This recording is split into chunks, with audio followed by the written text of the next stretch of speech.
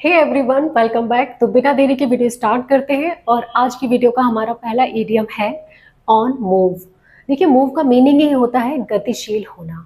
तो कोई भी काम जिसमें आप लगे हुए हैं, चाहे उसे करके आप प्रोग्रेस कर रहे हैं या लगातार आप ट्रैवलिंग में रहते हैं, तो वहां पर हम यूज करेंगे on move. To be physically active, travelling, making progress. तो ये इसका मीनिंग आ गया। अब एग्जाम्पल देखिए, Riya is always on the move travelling for work. यानी रिया क्या है, हमेशा गतिशील रहती है। क्या करती रहती है, वो काम के सिलसिले में ट्रैवल करती रहती है। तो ऑन मूव है, तो जो मतलब कहीं भी एक रुकावट नहीं है, आप एक जगह स्टक नहीं है, किसी ना किसी काम में लगे हुए हैं, काम कर रहे हैं। तो मेकिंग प्रोग्रेस, चाहे आप उन्नति कर रहे हैं, ट्रैवलिंग कर रहे हैं लगातार, या फिर फिजिकली एक्टिव है। ऑन द रोड, इसका तो मीनिंग ही आ गया, हमेशा रोड पे ही रहता है, यानी ट्रैवल ही करता रहता है। ऑन द गो, चलता ही रहता है। इन फुल स्विंग, पूरे जोरों शोरों में।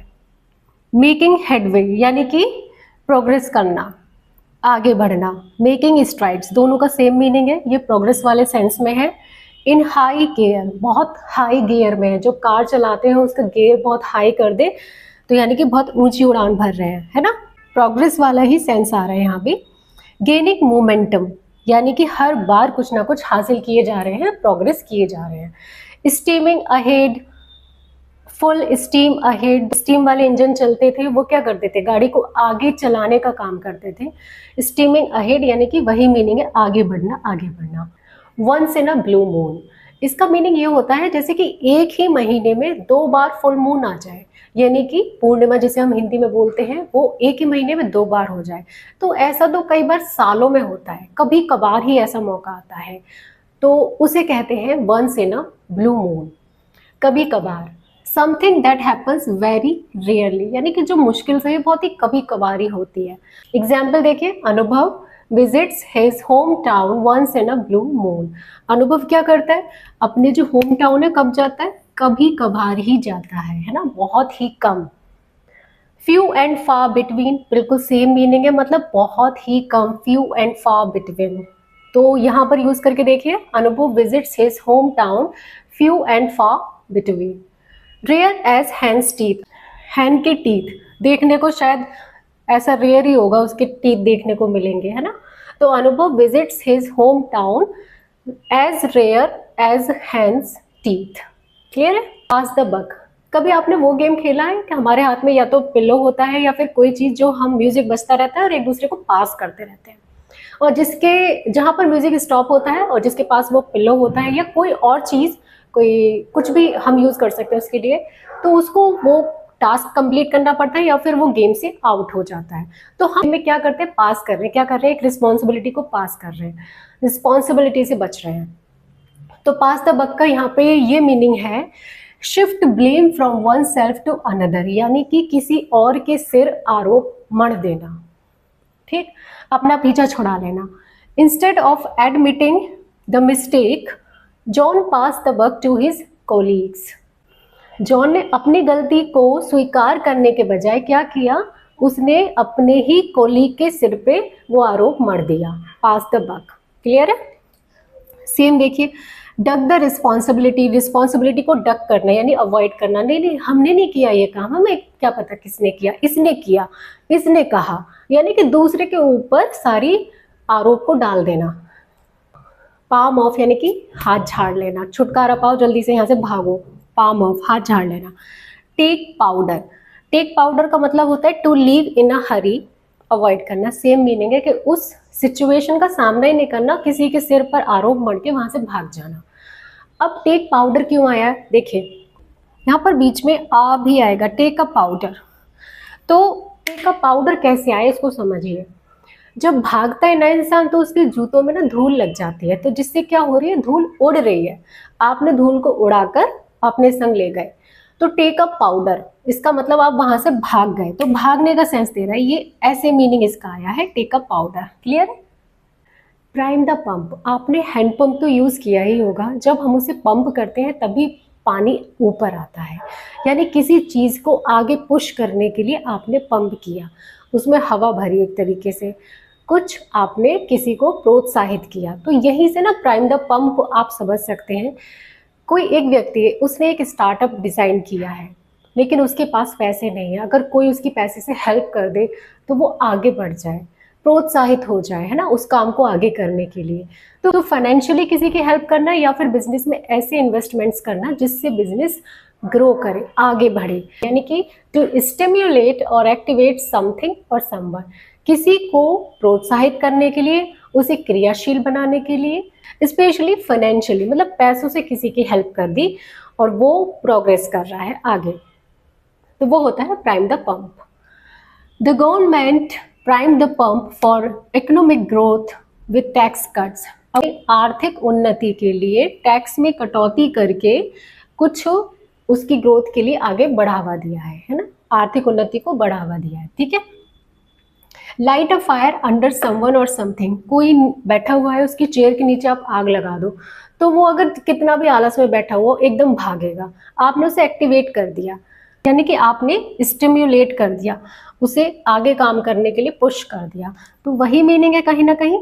Set the wheels in motion, एक कार है, उसके चारों पहिए जैम हो गए हैं, वो मूव ही नहीं कर रहे हैं, ठीक है। अब कार को अगर आगे बढ़ाना है तो क्या करना पड़ेगा, व्हील्स को मोशन में लाना पड़ेगा, उन पहियों को गतिशील बनाना पड़ेगा, तभी कार आगे बढ़ेगी, और जैसे ही व्हील्स मोशन में आएंगे कार आगे बढ़ जाएगी।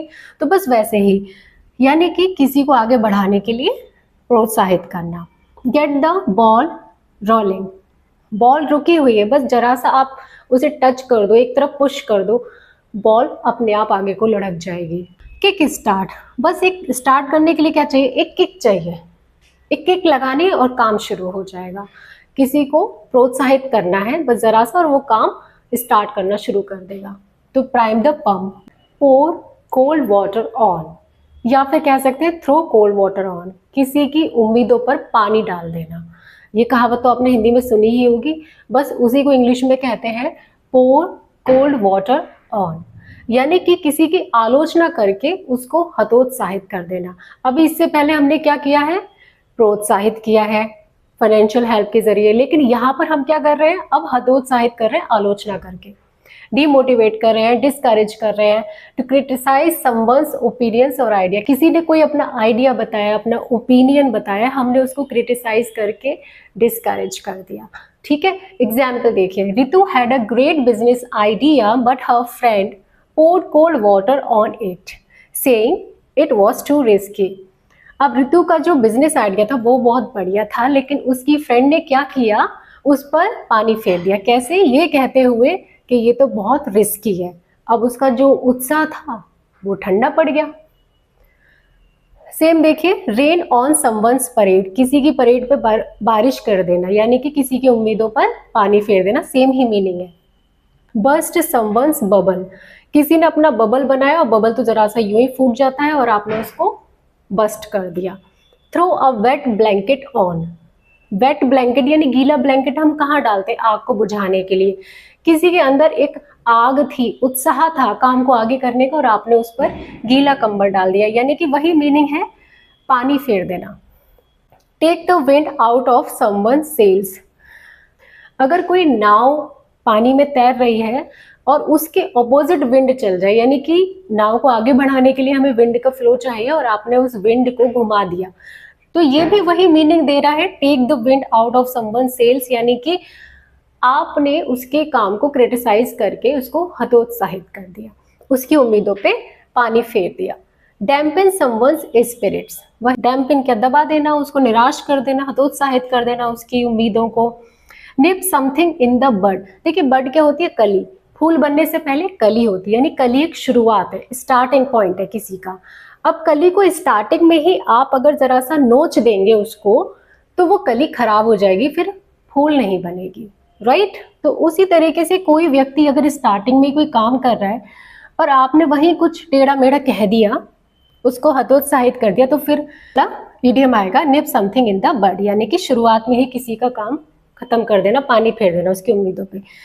They decided to nip the rumors in the bud before they spread any further, जो अफवाहें हैं उनको शुरुआत में उन्होंने काटने का निश्चय किया, खत्म करने का निश्चय किया, इससे पहले कि वो आगे फैले और लोगों तक पहुंचे, इससे पहले ही उन रूमर्स का खंडन कर दिया। टेक अ रेन चेक, इसका मीनिंग तो ये होता है टू पोस्टपोन और डिले एन ऑफर और इनविटेशन। किसी ने आपको डिनर पर इनवाइट किया और आपने कहा आज नहीं फिर कभी, यानी कि उस चीज़ को पोस्टपोन कर दिया। लेकिन इसको हम याद कैसे रखें, टेक अ रेन चेक, ये आया कहाँ से? यूनाइटेड स्टेट का एक गेम है baseball.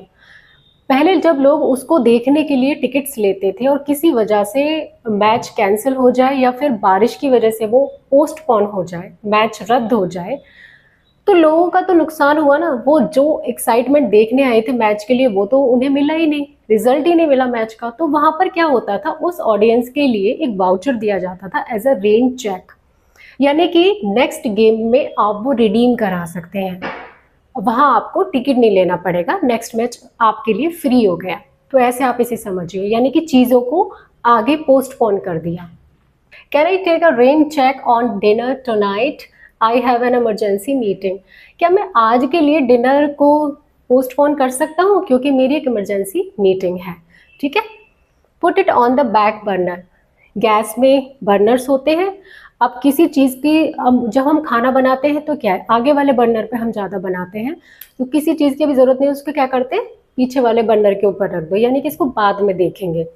Put it on the back burner. Put on hold, hold पे रखना किसी चीज़ को, ये तो सिंपल मीनिंग है। Put on ice. Put on ice को आप ऐसे समझ सकते हैं, कोई खाने की चीज़ है कि अभी नहीं खा रहे हैं, अभी ज़रा इसे फ्रीज कर दो, खराब ना हो जाए, बाद में इसे देख लेंगे, पुट ऑन आइस, है ना। शेल्फ फॉर नाउ, शेल्फ का मतलब ही होता है आगे बढ़ा दो अभी इस काम को, आप फिर देखेंगे, अभी के लिए नहीं, अभी के लिए टाल दो। टेबल फॉर नाउ, टेबल पे सामान रखा है, आपको कोई ज़रूरी, आपने किसी चीज़ को टाल के ना एक साइड में रख दिया कि अभी ज़रा इसे टेबल के साइड में रख दो, इसे बाद में देखेंगे। तो टेबल फॉर नाउ यानी कि अभी टेबल पर एक साइड में रख दो।